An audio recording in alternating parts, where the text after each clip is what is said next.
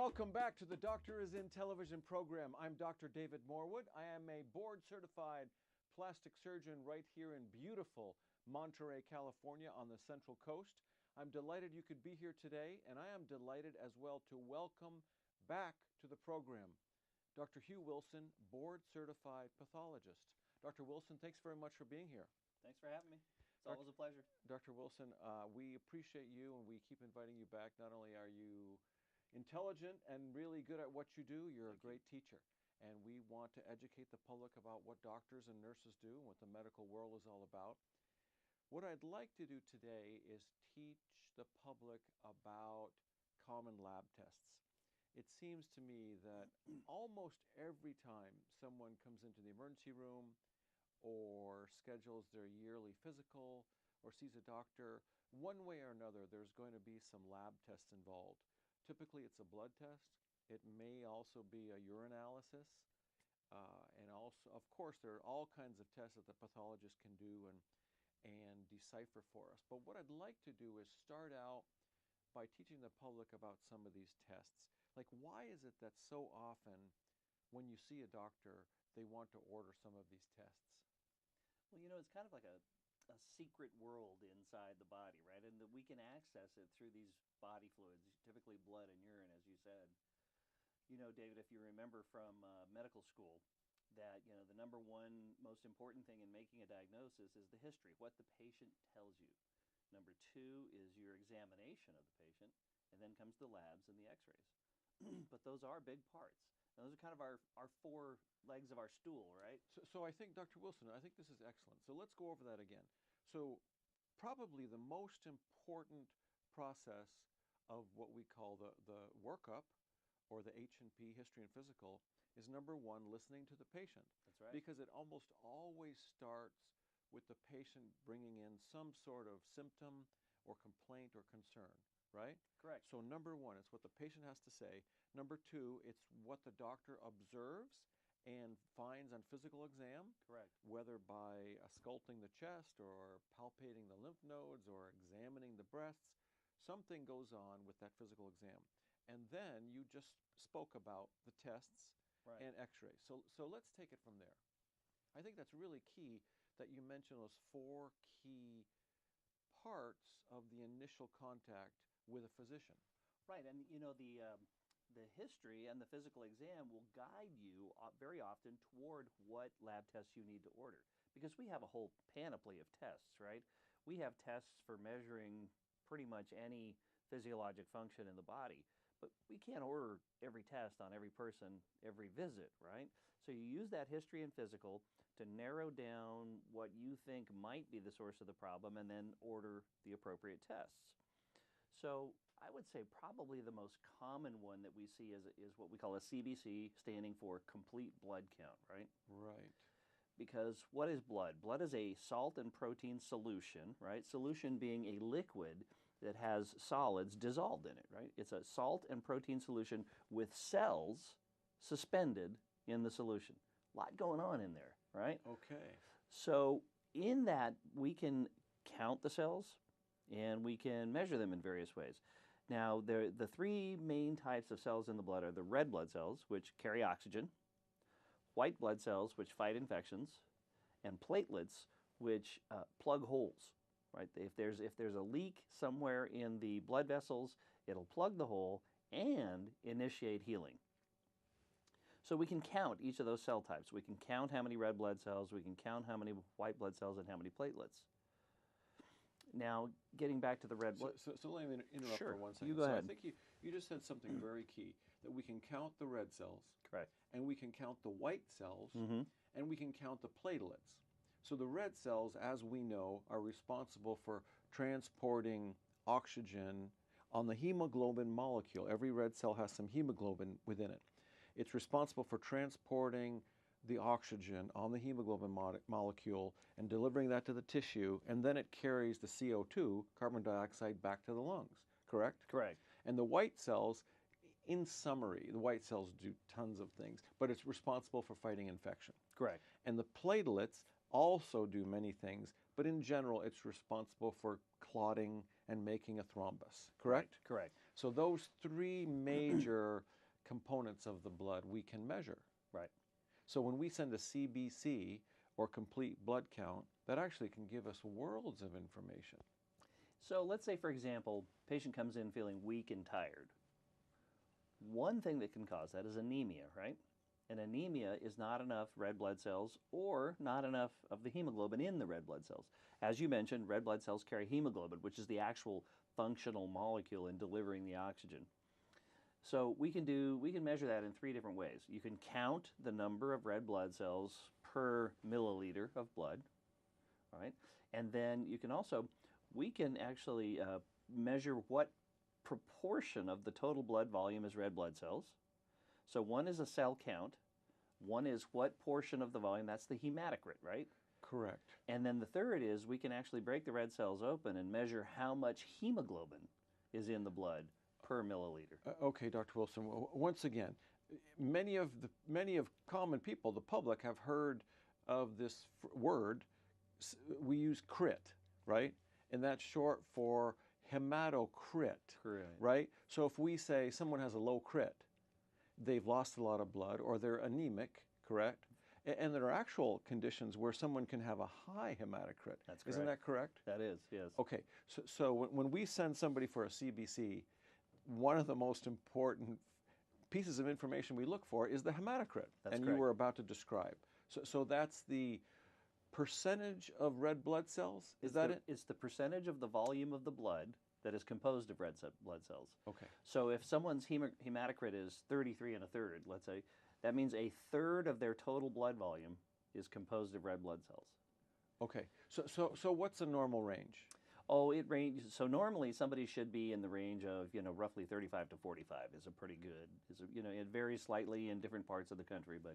Okay. Now, isn't that different for men and women? Yes. So men typically have a higher hematocrit, I think. That's correct. Right? Yes. Now, that's partly because of menses that women have, menstruation, or partly Correct. because of hormones. Correct. There's this phrase, in women, the blood is not as thick. That's just a layman's term, but I think that's true. Isn't that correct? It is true. Men do tend to have, on average, a higher hemoglobin or hematocrit level than women do. Okay. So that briefly, we're looking at the red cells. And what about the white cells? So now the white cells, as you mentioned, infection fighting, but they do that in many different ways. So there are many different types of white blood cells. So what we call a neutrophil is part of the it's the non-adaptive part of the immune system. In other words, it's not responding to a specific infectious agent. It's just out there to attack anything that's foreign, right? Whereas then the lymphocytes and the plasma cells will actually recognize specific invaders and respond specifically to them. That's part of the adaptive immune response as opposed to the innate immune response of the neutrophils. But each of those cell types, and then of course, so there's neutrophils, lymphocytes, plasma cells, monocytes, eosinophils, and mast cells. Bunch of weird ones, a little tiny number of mast cells. But for example, the eosinophils will tell us something about the possibility of an allergic reaction or the possibility of a parasitic infection. Monocytes and lymphocytes will tell us more about the possibility of a viral infection, whereas the neutrophils will tell us more about the possibility of a bacterial infection.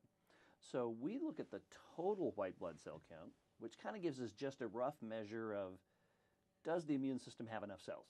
Is it to be functional? And then we look at the types, which might give us a clue to what type of infection the patient has, if the patient does. If we're looking at a patient with a fever and an elevated white blood cell count, well, then we want to know what kind of cell is elevated. Okay, but for example, let's say an 11-year-old boy or girl comes into the emergency room with belly pain, their abdomen hurts, and their parents describe that the child has not been eating well for a day, and the child has a fever to say 102, and then an elevated white count. Now that's going to be very significant, correct? As opposed to a child that just has a tummy ache, maybe loses their appetite for half a day, but does not have an elevated white count and does not have a fever. So those what seem like small bits of information can be very valuable in the workup. Isn't that correct? Very significant, very significant. Getting a little bit off track here, but the basic vital signs are so important. Respiratory rate, pulse rate, blood pressure, and temperature are really important in that context, especially when you're thinking about does somebody have an infection or not, and how serious is it? Because the one situation you mentioned, the same child, the 11-year-old who has the abdominal pain but no fever and no elevated white count, well, you're thinking, okay, maybe it's a viral gastroenteritis. If the kid has an elevated fever, has a fever and an elevated white blood cell count, well, now we're maybe looking at a bacterial infection and the possibility, of course, of appendicitis. Right. Okay. Especially if that pain is right down here on the right side. The right lower quadrant, McBurney's point. Okay, so Dr. Wilson, just so in summary, when a physician orders a CBC, that's a complete blood count, we get lots of information about the red cells. We can tell if someone's anemic. I mean, almost at a glance, right? Oh. We talked about the hematocrit, or crit as we call it. If it's too low, that's anemia. Could be from different causes. But before we progress, why would someone ever have a high red blood count? Well, occasionally that can happen if somebody's severely dehydrated. If you've got a normal number of red blood cells, but then you become dehydrated, you've lost fluid, of course, the concentration, the number, because what we look at is the number of red blood cells per volume. Right. Well, if that volume of liquid goes down, so you can be hemoconcentrated. So that's one possibility. The other is that they might have lost blood, right? Or they might not. They might have lost red blood cells, or they might not be making enough red blood cells. Those are kind of the three general categories that we break it down into. Now, why somebody's losing might not be obvious, and why they're not making enough might not be obvious. But we can kind of break them down into those categories with a little further investigation. Okay, and again, it's possible that someone has too many red blood cells. That's right. Correct. Like that, there can be too high a proportion in the bloodstream of circulating red cells. And can you think of anything off the top of your head? What kind of conditions would give us too many red blood cells? Well, there are what we call myeloproliferative disorders. Myelo referring to the bone marrow, proliferative meaning growing, right? Yes. So in normal life, we're always losing. All of our normal cells die off, and we replace them. There's a delicate balance. There's a homeostasis. We are losing cells. We're making cells. Sometimes you can get overgrowth of cells, and if that overgrowth gets out of control, it becomes a malignancy, as we've discussed before. Okay, but Dr. Wilson, isn't it true that, let's say I'm a marathon runner in South America, and I live in the capital of Bolivia, and it's 15,000 feet, and I'm training, won't I get an elevated red blood count? Isn't that correct? Absolutely. Our body's capable of adapting. So, as we go to higher elevations, there's less oxygen, right? Yes. So your body will adapt to that by creating more carriers. So that's what the red blood cells are, right? They carry oxygen. Well, if there's not enough oxygen in the air, well, we better we gotta have more trucks to carry the oxygen. So the red cell count will go up. Okay, great. So that's the red cells. And I know that we could talk about any one of these tests for hours. You have a lot to teach. And we talked about the white blood cells. You can break that up into categories, the monocytes, the eosinophils, etc. I remember something from medical school.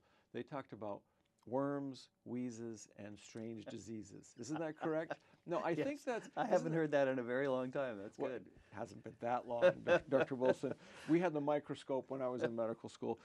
But is that with eosinophil? That's correct. So worms, wheezes, and strange diseases. Yes. That's for parasites. Correct. And That would be the worm. right. Wheezes is as an asthmatic. Any kind of allergic, as asthma, typically people who have asthma have an allergic trigger to their asthma. That's right. And they often have some other allergic manifestations as well, whether it be